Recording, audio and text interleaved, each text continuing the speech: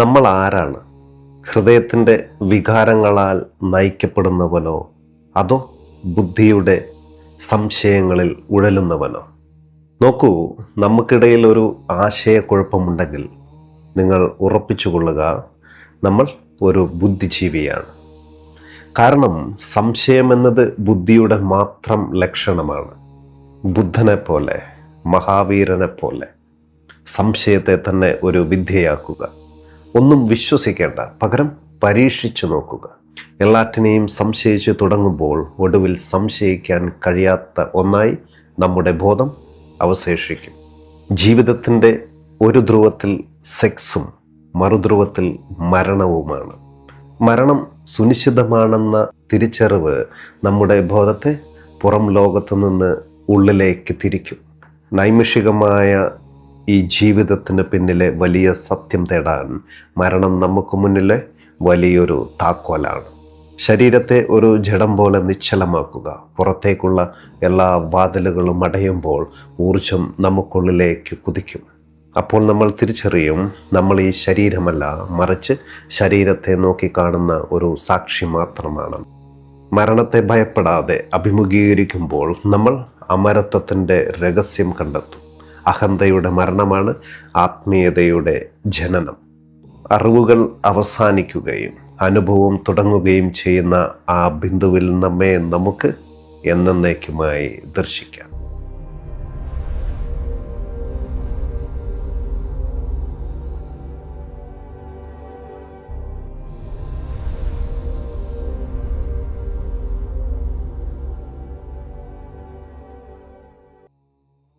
പ്രിയമുള്ളവരെ, നമസ്കാരം. ദിവ്യബോധം എന്ന ആത്മീയ പ്രവാഹത്തിൻ്റെ പുതിയൊരു ഭാഗത്തേക്ക് ഏവർക്കും സ്വാഗതം. നമ്മൾ നമ്മെ തന്നെ തിരിച്ചറിയുവാനുള്ള യാത്രയിൽ ഏറ്റവും പ്രധാനപ്പെട്ട ഒരു ചോദ്യമാണ് ഇന്ന് നമ്മൾ അഭിമുഖീകരിക്കുന്നത്. ഞാൻ ആരാണ്? ബുദ്ധിയാൽ നയിക്കപ്പെടുന്നവനോ അതോ ഹൃദയത്തിൻ്റെ വികാരങ്ങളാൽ നയിക്കപ്പെടുന്നവനോ? നമ്മളൊരു പക്ഷേ ചിന്തിക്കുന്നുണ്ടാകാം, ഞാൻ പൂർണ്ണമായും ഒരു ബുദ്ധിജീവിയുമല്ല, വികാരജീവിയുമല്ല, ഇവ രണ്ടും ചേർന്ന ഒരു വർഗമാണെന്ന്. ഈ കാരണത്താൽ നമ്മൾ രണ്ട് തരത്തിലുള്ള ധ്യാനമുറകൾ പരീക്ഷിക്കേണ്ടതുണ്ട്. ഈ ചോദ്യത്തിനുള്ള മറുപടിയിലാണ് നമ്മുടെ ആത്മീയ യാത്രയുടെ അടിത്തറ കിടക്കുന്നത്. ഇവിടെ നമ്മൾ തിരിച്ചറിയേണ്ട ആദ്യത്തെ വിസ്മയമെന്നത്, ഇത്തരമൊരു ആശയക്കുഴപ്പം നമുക്ക് അനുഭവപ്പെടുന്നുണ്ടെങ്കിൽ നമ്മൾ തീർച്ചയായും ബുദ്ധിജീവി എന്ന വിഭാഗത്തിലാണ് വരുന്നത്. കാരണം ആശയക്കുഴപ്പം എന്നത് ബുദ്ധിയുടെ മാത്രം പ്രത്യേകതയാണ്. ഒരു വികാരജീവിക്ക് ഒരിക്കലും സംശയങ്ങളുണ്ടാകില്ല. അവൻ്റെ ഉള്ളിൽ വികാരം എപ്പോഴും സമഗ്രവും സമ്പൂർണവുമാണ്. എന്നാൽ ബുദ്ധി എപ്പോഴും കാര്യങ്ങളെ കഷണങ്ങളാക്കുകയും വിഭജിക്കുകയും ചെയ്യും. ബുദ്ധി നിലനിൽക്കുന്നത് തന്നെ സംശയത്തിലാണ്. വികാരം നിലനിൽക്കുന്നത് വിശ്വാസത്തിലാണ്. സംശയത്തിന് ഒരിക്കലും പൂർണ്ണമാകാൻ കഴിയില്ല. നമ്മളൊരു കാര്യത്തെ പൂർണ്ണമായും സംശയിച്ചു കഴിഞ്ഞാൽ അത് വിശ്വസ്തതയായി മാറും. അതുകൊണ്ട് തന്നെ ബുദ്ധിയുടെ തലത്തിൽ നിൽക്കുന്ന ഒരാൾക്ക് എപ്പോഴും താൻ എവിടെയാണെന്നതിനെക്കുറിച്ച് ഒരു നിശ്ചയവും ഉണ്ടാകില്ല. ചിലപ്പോൾ ഞാൻ ഇവിടെയാണ്, ചിലപ്പോൾ അവിടെയാണെന്ന തോന്നലൊക്കെ ഒരു ബുദ്ധിജീവിക്ക് സ്വാഭാവികമാണ്. എന്നാൽ വികാരജീവി തൻ്റെ ഉള്ളിൽ ഒരു വലിയ സമാധാനം അനുഭവിക്കുകയാണ്. അവൻ്റെ അടിത്തറ എന്നത് ഉത്തമ വിശ്വാസമാണ്. രാമകൃഷ്ണ പരമഹംസരെ പോലെയോ മീരാഭായിയെ പോലെയുള്ളവർ ഈ വിഭാഗത്തിൽപ്പെടുന്നവരാണ്. അവരിൽ സംശയം ജനിപ്പിക്കുക എന്നത് തന്നെ അസാധ്യമായ ഒരു കാര്യമാണ്. നേരെ മറിച്ച് നമ്മളിൽ സംശയത്തിൻ്റെ വിത്തുകളുണ്ടെങ്കിൽ അത് ഒളിച്ചു വെക്കരുത്. ആ സംശയത്തെ തന്നെ ഒരു വിദ്യയാക്കി മാറ്റാൻ നമുക്ക് സാധിക്കും. മിക്കവാറും ആളുകളൊക്കെ ചെയ്യുന്നത് തങ്ങളിലുള്ള സംശയത്തെ ബലം പ്രയോഗിച്ച് അടിച്ചമർത്തുകയും പുറമെ ഒരു വിശ്വാസിയുടെ പുകമറ സൃഷ്ടിക്കുകയുമാണ്. ഇത് ആത്മീയമായ ഒരു വലിയ കാപട്യമാണ്. ഓഷോ ഇതിനെക്കുറിച്ച് അതീവ ജാഗ്രത നൽകുന്നുണ്ട്. അദ്ദേഹം പറയുന്നു, നിങ്ങൾ സംശയാലുവാണെങ്കിൽ ആ സംശയത്തിലൂടെ തന്നെ മുന്നോട്ട് നീങ്ങാനാണ്. ബുദ്ധിജീവികൾക്ക് വേണ്ടിയുള്ള ധ്യാനവിദ്യകൾ ശാസ്ത്രീയമായ പരീക്ഷണങ്ങൾ പോലെയാണ്. അവിടെ നമ്മൾ ഒന്നും മുൻകൂട്ടി വിശ്വസിക്കേണ്ടതില്ല. പരീക്ഷിച്ചു നോക്കുക. അനുഭവം നമ്മെ സത്യത്തിലേക്ക് നയിക്കും. ഇവിടെ ഭയപ്പെടാതിരിക്കണം. കാരണം സംശയത്തിന് പോലും നമ്മെ ദൈവികതയിലേക്ക് നയിക്കാൻ കഴിയും. നോക്കൂ, നമ്മുടെ സംശയം സത്യസന്ധമാണെങ്കിൽ അത് നമ്മെ സത്യത്തിൻ്റെ പടിവാതിക്കൽ എത്തിക്കും. ഇവിടെ നമ്മൾ മനസ്സിലാക്കേണ്ടത് നമ്മൾ നമ്മെ തന്നെ വഞ്ചിക്കാതെ നമ്മുടെ യഥാർത്ഥ പ്രകൃതം തിരിച്ചറിയാനാണ്. നിങ്ങളൊരു ബുദ്ധിജീവിയാണെങ്കിൽ അത് അംഗീകരിക്കുക. അങ്ങനെയെങ്കിൽ മാത്രമേ നിങ്ങൾക്ക് യോജിച്ച വിദ്യകൾ തിരഞ്ഞെടുക്കുവാനും ഊർജം പാഴാക്കാതിരിക്കുവാനും സാധിക്കൂ. നിങ്ങളൊരു ബുദ്ധിജീവിയാണെങ്കിൽ, സംശയം നിങ്ങളുടെ സ്വഭാവമാണെങ്കിൽ, ഒരിക്കലും നിർബന്ധപൂർവം നിങ്ങൾ വിശ്വസിക്കാൻ ശ്രമിക്കരുത്. കാരണം വിശ്വസിക്കുവാനുള്ള ശ്രമം തന്നെ ഒരുതരം ആത്മവഞ്ചനയാണ്. ബുദ്ധനും മഹാവീരനും ഈ പാതയിലൂടെയാണ് സത്യം കണ്ടെത്തിയത്. അവർ ലോകത്തോട് പറഞ്ഞത്, നിങ്ങൾ വിശ്വസിക്കേണ്ടതില്ല, പകരം ഒരു ശാസ്ത്രജ്ഞനെ പോലെ പരീക്ഷിച്ചു നോക്കുകയെന്നാണ്. ബുദ്ധിജീവികൾക്ക് വേണ്ടിയുള്ള ധ്യാന വിദ്യകൾ പരീക്ഷണാത്മകമാണ്. ഇവിടെ നമ്മൾ ദൈവത്തിലോ ഗുരുവിലോ വിശ്വസിക്കേണ്ടതില്ല.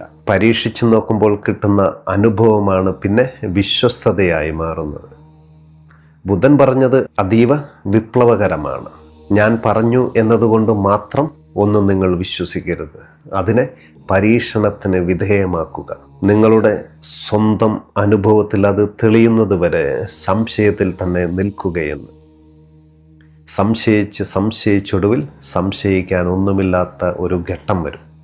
നിങ്ങൾ എല്ലാറ്റിനെയും നിഷേധിച്ചാലും നിഷേധിക്കുന്ന ആളെ നിങ്ങൾക്ക് നിഷേധിക്കാൻ കഴിയില്ല. ദൈവമില്ല എന്ന് നിങ്ങൾക്ക് പറയാം, എന്നാൽ ഞാനില്ല എന്ന് പറയാൻ നമുക്ക് കഴിയില്ല. കാരണം ആ വാചകം പറയുന്ന ആൾ അവിടെയുണ്ട്. ഈ തിരിച്ചറിവാണ് ബുദ്ധനെ പ്രബുദ്ധനാക്കിയത്. പ്രിയമുള്ളവരെ, സത്യസന്ധതയാണ് യഥാർത്ഥ മതം. നമ്മുടെ സമൂഹം കുട്ടിക്കാലം മുതൽ നമ്മളിലേക്ക് മതങ്ങളെ അടിച്ചേൽപ്പിക്കുകയാണ്. ഇത് കാരണം പലരും തങ്ങൾക്കുള്ളിലെ സ്വാഭാവികമായ ബുദ്ധിയെ അടിച്ചമർത്തി കപട വിശ്വാസികളായി മാറുകയാണ് ഉണ്ടായത്. എന്നാൽ ഒരു വിപ്ലവകാരിക്ക് മാത്രമേ യഥാർത്ഥത്തിൽ ഒരു മതപരനാകാൻ കഴിയൂ. തനിക്കുള്ളിലെ സംശയങ്ങളെ ഭയപ്പെടാതെ സത്യസന്ധമായി അന്വേഷണം തുടരുന്നവനാണ് യഥാർത്ഥ സന്യാസി. ഇവിടെ നമ്മൾ മനസ്സിലാക്കുന്നത് വിശ്വസിക്കാനുള്ള കഴിവില്ലാത്തത് ഒരു കുറവല്ല എന്നതാണ്. മറിച്ച് സംശയത്തെ ഒരു ഉപകരണമാക്കി മാറ്റി സത്യത്തിൻ്റെ ഉറവിടത്തിലേക്ക് കുതിക്കുവാനുള്ള വഴിയാണ് ബുദ്ധനും മഹാവീരനും നമുക്ക് കാട്ടിത്തരുന്നത്. നമ്മെ നമുക്ക് വഞ്ചിക്കാതെ അറിവിനെ അനുഭവമാക്കി മാറ്റുന്ന ആ ശാസ്ത്രീയമായ ധ്യാന രീതികളിലേക്കാണ് ഈ ഘട്ടം വിരൽ ചൂണ്ടുന്നത്. ആത്മീയ യാത്രയിൽ രണ്ട് വ്യത്യസ്ത സമീപനങ്ങളുണ്ട്. ഒന്ന് ബുദ്ധൻ്റേത്, മറ്റൊന്ന് തന്ത്രയുടേത്. പുറമെ നോക്കുമ്പോൾ ബുദ്ധൻ ജീവിതത്തെ നിഷേധിക്കുന്നവനായും തന്ത്ര ജീവിതത്തെ ആവേശത്തോടെ സ്വീകരിക്കുന്നതായും നമുക്ക് തോന്നാം. എന്നാൽ യാഥാർത്ഥ്യം അതല്ല താനും. ബുദ്ധനും തന്ത്രയും ഒരേ ലക്ഷ്യത്തിലേക്കാണ് വിരൽ ചൂണ്ടുന്നത്. പക്ഷെ അവർ തിരഞ്ഞെടുക്കുന്ന വാതിൽ വ്യത്യസ്തമാണെന്ന് മാത്രം. ബുദ്ധൻ തൻ്റെ അന്വേഷണം തുടങ്ങുന്നത് അന്ത്യത്തിൽ നിന്നാണ്, അതായത് മരണത്തിൽ നിന്നാണ്. ഈ ജീവിതം മരണത്തിൽ അവസാനിക്കുമെങ്കിൽ പിന്നെ ഇതിനെ എങ്ങനെ ജീവിതമെന്ന് വിളിക്കാൻ കഴിയും എന്നതായിരുന്നു ബുദ്ധൻ്റെ ചോദ്യം. ഓരോ നിമിഷവും നമ്മൾ മരണത്തിലേക്ക് നടന്നെടുക്കുകയാണല്ലേ. അതുകൊണ്ട് ബുദ്ധനെ സംബന്ധിച്ചിടത്തോളം മരണം ഒരു വലിയ യാഥാർത്ഥ്യമാണ്. മരണത്തെ ആഴത്തിൽ ധ്യാനിക്കുന്നതിലൂടെ മാത്രമേ മരണമില്ലാത്ത ആ നിത്യജീവിതത്തെ കണ്ടെത്താൻ കഴിയൂ എന്ന് ബുദ്ധൻ പഠിപ്പിച്ചു. ബുദ്ധൻ മരണത്തിലേക്ക് ശ്രദ്ധ കേന്ദ്രീകരിച്ചപ്പോൾ തന്ത്ര ശ്രദ്ധിച്ചത് ആദിയിലാണ്, അതായത് ജീവിതത്തിൻ്റെ ഉറവിടമായ സെക്സിലാണ്. ഈ പ്രകൃതിയിലെ പല ജീവജാലങ്ങളിലും ഇണചേരലും മരണവും തമ്മിൽ നിഗൂഢമായ ഒരു ബന്ധമുണ്ടെന്ന് നമുക്ക് കാണാൻ കഴിയും. മനുഷ്യൻ സെക്സിനെ ഭയപ്പെടുന്നത് പോലും അത് മരണത്തിൻ്റെ തുടക്കമാണെന്ന് നമ്മുടെ അബോധ മനസ്സിൽ അറിയുന്നത് കൊണ്ടാണ്. തന്ത്ര പഠിപ്പിക്കുന്നത് ജീവിതത്തിൻ്റെ ഈ ഉറവിടത്തെ, അതായത് സെക്സിനെ ഭയപ്പെടാതെ അതിലേക്ക് ബോധപൂർവം ഇറങ്ങിച്ചെല്ലാനാണ്. ആദിയിലെ രഹസ്യങ്ങൾ വെളിപ്പെടുമ്പോൾ മാത്രമേ നമുക്ക് അന്ത്യത്തിലെ മരണത്തെയും അതിജീവിക്കാൻ കഴിയൂ. ബുദ്ധൻ അന്ത്യത്തിലൂടെയും തന്ത്ര ആദിയിലൂടെയും നമ്മെ എത്തിക്കുന്നത് ഒരേ ശൂന്യതയിലേക്കാണ്. ഇവിടെ നമ്മൾ തിരിച്ചറിയുന്നത് ജീവിതവും മരണവും ഒരേ നാണയത്തിൻ്റെ രണ്ട് വശങ്ങളാണെന്നാണ്. എവിടെ നിന്നാണോ നമ്മൾ തുടങ്ങാൻ ആഗ്രഹിക്കുന്നത് അവിടെ നിന്ന് തുടങ്ങുക. എന്നാൽ ലക്ഷ്യമൊന്നാണ്, ജനന മരണങ്ങൾക്ക് അതീതമായ ആ പരമമായ ചൈതന്യമായി മാറുക. നമ്മെ നമുക്ക് തന്നെ എന്നേക്കുമായി ലഭിക്കണമെങ്കിൽ ഈ രണ്ട് ധ്രുവങ്ങളെയും മറികടന്നേ മതിയാകും. മരണത്തെക്കുറിച്ച് ബോധവാനാകുക എന്നത് ജീവിതത്തെ ഭയപ്പെടലല്ല, മറിച്ച് ജീവിതത്തിൻ്റെ നിരർത്ഥകരമായ തിരിച്ചറിയലാണ്. നമ്മളെപ്പോഴും പുറം ലോകത്തെ വസ്തുക്കളിലും ബന്ധങ്ങളിലും പറ്റിപ്പിടിച്ച് നിൽക്കുന്നത് മരണം മറ്റുള്ളവർക്ക് മാത്രം സംഭവിക്കുന്ന ഒന്നാണെന്ന് നമ്മൾ കരുതിയിരിക്കുന്നത് കൊണ്ടാണ്. എന്നാൽ മരണം ഏതു നിമിഷവും സംഭവിക്കാമെന്ന തിരിച്ചറിവ് നമ്മുടെ ജീവിതത്തോടുള്ള കാഴ്ചപ്പാടിനെ തന്നെ മാറ്റിമറിക്കും. ഇവിടെ നമുക്ക് മനോഹരമായ എന്നാൽ അതീവ ഗൗരവകരമായ ഒരു ഉദാഹരണത്തെ നോക്കാം. തൻ്റെ ജീവിത പങ്കാളിയാകേണ്ട വ്യക്തിക്ക് ക്യാൻസർ ബാധിച്ചുവെന്നും മരണം സുനിശ്ചിതമാണെന്നും അറിഞ്ഞ നിമിഷം ഒരു പെൺകുട്ടിയുടെ ജീവിതത്തിൽ വലിയൊരു മാറ്റം സംഭവിച്ചു. സ്നേഹമെന്നത് ഒരു രക്തസാക്ഷിത്വമായിട്ട് അവൾ കണ്ടപ്പോൾ അവൾ അയാളെ വിവാഹം കഴിക്കാൻ ഉറച്ചു. എന്നാൽ വിവാഹശേഷം അവൾക്ക് അയാളെ സ്നേഹിക്കാൻ കഴിഞ്ഞില്ല. ഇതെന്തുകൊണ്ടായിരിക്കും? അതിൻ്റെ കാരണം അവർക്കിടയിൽ മരണമൊരു മൂന്നാമത്തെ വ്യക്തിയെപ്പോലെ എപ്പോഴും നിലകൊണ്ടു എന്നതാണ്. ഓരോ നോട്ടത്തിലും ഓരോ സ്പർശനത്തിലും മരണം അവിടെ ഉണ്ടായിരുന്നു. ഇതോടെ ജീവിതത്തിലെ ബാഹ്യമായ എല്ലാ ആനന്ദങ്ങളും അവൾക്ക് വ്യർത്ഥമായി തോന്നി. നോക്കൂ, ജീവിതം അർത്ഥശൂന്യമായി തീരുമ്പോഴാണ് ഒരാൾ ആദ്യമായി ഉള്ളിലേക്ക് തിരിയുന്നതിനെക്കുറിച്ച് ചിന്തിക്കുകയുള്ളൂ. നമ്മുടെ ഈ ലോകത്ത് ഭൂരിഭാഗം ആളുകളും മരണത്തെക്കുറിച്ച് അജ്ഞരായിരിക്കാൻ ആഗ്രഹിക്കുന്നവരാണ്. കാരണം ആ അജ്ഞതയിലാണ് അവർക്ക് ബന്ധങ്ങളിൽ ഏർപ്പെടുവാനും വസ്തുക്കൾ സമ്പാദിക്കാനും കഴിയുന്നത്. എന്നാൽ മരണത്തെ ഒരു നിരന്തര ധ്യാനമാക്കുന്ന ഒരാൾക്ക് ബാഹ്യമായ ഒന്നിലും പറ്റിപ്പിടിച്ചു നിൽക്കാൻ കഴിയില്ല.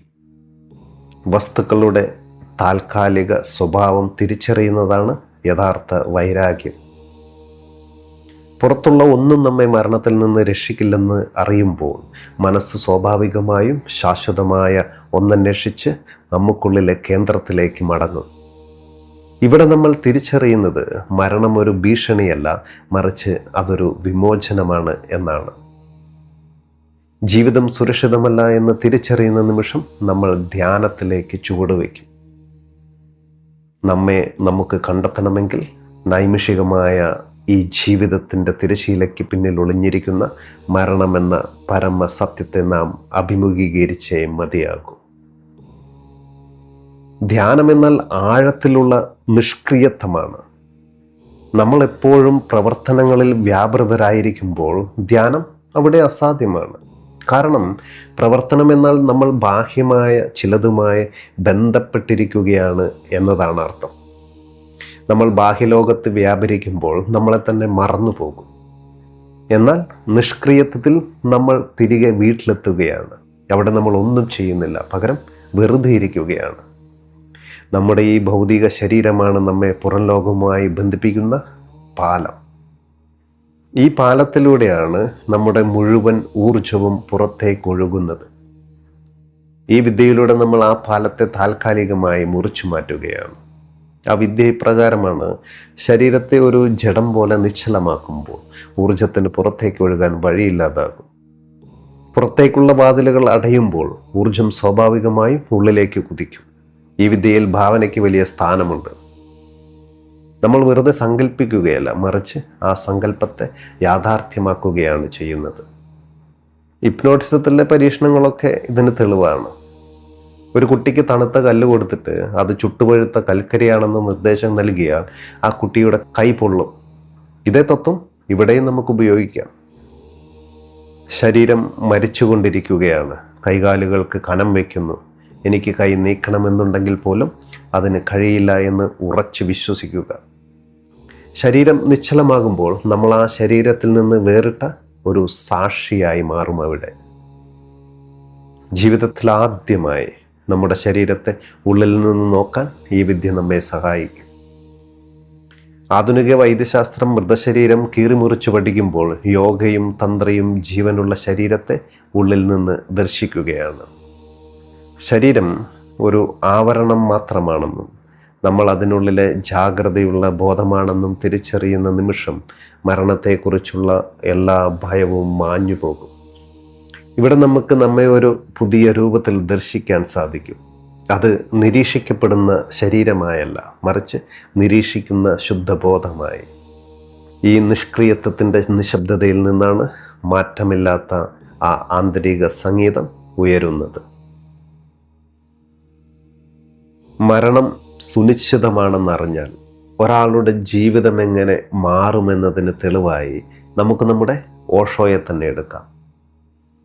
ഓഷോയുടെ ജീവിതത്തിൽ ഇത് കേവലം ഒരു അറിവായിരുന്നില്ല, മറിച്ച് ഒരു പരീക്ഷണമായിരുന്നു. ഒരു ജ്യോതിഷിയുടെ പ്രവചനപ്രകാരം ഓഷോ തൻ്റെ 21ാമത്തെ വയസ്സിൽ മരിക്കേണ്ടതായിരുന്നു. ഓരോ 7 വർഷം കൂടുമ്പോഴും അത് 7, 14, 21 ഈ വയസ്സുകളിൽ മരണം അദ്ദേഹത്തെ വന്ന് വിളിക്കുമെന്ന് അദ്ദേഹത്തിൻ്റെ ജാതകത്തിലുണ്ടായിരുന്നു. താൻ മരിക്കാൻ പോവുകയാണെന്ന് ഓഷോ 14ാമത്തെ വയസ്സിൽ തിരിച്ചറിഞ്ഞപ്പോൾ അദ്ദേഹം ചെയ്തത് അതീവ വിസ്മയകരമായ ഒരു കാര്യമാണ്. അദ്ദേഹം ഭയന്നൊളിക്കുന്നതിന് പകരം മരണത്തെ നേരിട്ട് അഭിമുഖീകരിക്കാൻ തീരുമാനിച്ചു. സ്കൂളിൽ നിന്ന് അവധിയെടുത്ത് ഒരു പഴയ അമ്പലത്തിൽ 7 ദിവസം തനിച്ചിരുന്ന് മരണത്തിനായി കാത്തിരുന്നു അദ്ദേഹം. മരണം വരികയാണെങ്കിൽ അത് ബോധപൂർവം സംഭവിക്കട്ടെ എന്നതായിരുന്നു അദ്ദേഹത്തിൻ്റെ നിലപാട്. ആ 7 ദിവസത്തെ ഏകാന്തതയ്ക്കിടയിൽ നടന്ന 2 സംഭവങ്ങൾ അതീവ പ്രസക്തമാണ്. അമ്പലത്തിലേക്ക് ഒരു പാമ്പ് ഇഴഞ്ഞു വന്നപ്പോൾ സാധാരണക്കാർ ഭയപ്പെടുന്നിടത്ത് ഓഷോ അനുഭവിച്ചത് വിസ്മയമാണ്. മരണം ഒരു പാമ്പിൻ്റെ രൂപത്തിലാണ് വരുന്നതെങ്കിൽ വരട്ടെ എന്ന് അദ്ദേഹം കരുതി. മരണത്തെ സ്വീകരിക്കാൻ തയ്യാറായപ്പോൾ ഭയം അവിടെ അപ്രത്യക്ഷമായി.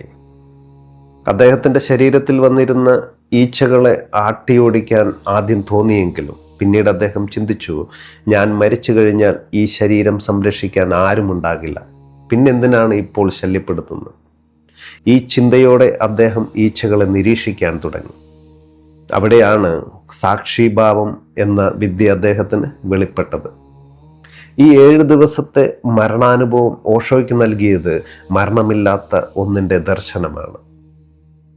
ശരീരം നിശ്ചലമാകുമ്പോഴും ഈച്ചകൾ കടിക്കുമ്പോഴും പാമ്പ് ഇഴഞ്ഞു പോകുമ്പോഴും ഇവയെല്ലാം ദർശിക്കുന്ന ഒന്ന് ഉള്ളിൽ ബാക്കിയുണ്ട്. ആ ഒന്ന് ഒരിക്കലും മരിക്കുന്നില്ല. ഇത് തിരിച്ചറിയുന്നവനെയാണ് ഭാരതീയ ദർശനങ്ങൾ ദ്വിജൻ അഥവാ രണ്ടാമത് ജന്മമെടുത്തവൻ എന്ന് വിളിക്കുന്നത്. ഇവിടെ നമ്മൾ തിരിച്ചറിയുന്നത് മരണം ഒരു ശത്രുവല്ല, മറിച്ച് നമ്മുടെ അഹന്തയുടെ അന്ത്യമാണെന്നാണ്. അഹന്ത മരിക്കുമ്പോൾ മാത്രമേ യഥാർത്ഥത്തിലുള്ള നമ്മെ നമുക്ക് കണ്ടെത്താൻ സാധിക്കൂ. ശാരീരികമായ മരണം സംഭവിക്കുന്നതിന് മുൻപേ ധ്യാനത്തിലൂടെ മരണത്തെ അനുഭവിക്കുന്നവൻ അമരത്വത്തിൻ്റെ രഹസ്യം കണ്ടെത്തുന്നവനാണ്. പ്രിയമുള്ളവരെ, ഇന്നത്തെ നമ്മുടെ ജ്ഞാനപ്രവാഹം ഇവിടെ പൂർണ്ണമാകുകയാണ്. ബുദ്ധിയും ഹൃദയവും ഒന്നാകുന്ന മരണത്തിന് അതിർവരമ്പുകൾ ഇടാൻ കഴിയാത്ത ആ വലിയ പ്രകാശമായി നിങ്ങൾ മാറട്ടെ. ഈ വിദ്യകൾ വെറുമൊരു അറിവായി സൂക്ഷിക്കാതെ നമ്മുടെ ഓരോ ശ്വാസത്തിലും ഒരു ധ്യാനമായി കൊണ്ടു നടക്കുക. ഒത്തിരി സ്നേഹത്തോടെ ദിവ്യബോധം. നന്ദി, നമസ്കാരം.